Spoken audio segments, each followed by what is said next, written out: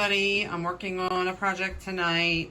My hutch in my dining room I've had for quite a while. My cousin was kind enough to gift me the hutch, and she at the time, it had, here let me show, glass. Don't look at all the junk in there. Oh geez.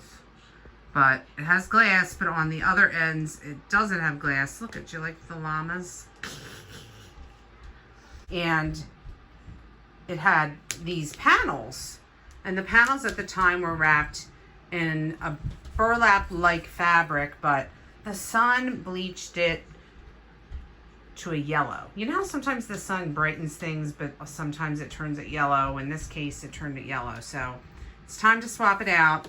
I am using today peel and stick wallpaper.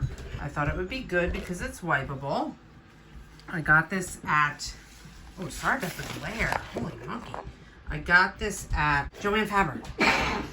God bless you. Joann Fabric.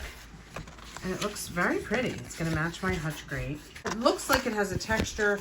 It has a slight texture. Oh, bless you again. Yeah. This is a peel and stick wallpaper.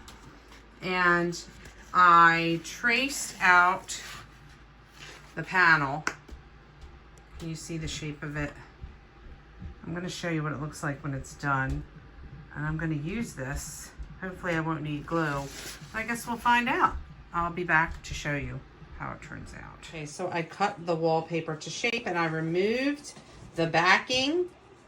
And I'm going to try to adhere this to the back. Wow. I can't believe how fast this went. Looks great. I'll show you it in the hutch. Finished. I think it looks nice. I think it looks a lot better than before. The burlap was really yellow. When we took it out, it's so crazy. There was like a bleached pattern where this metal weave was. And so I'm very pleased with how it looks. Freshens it up a bit.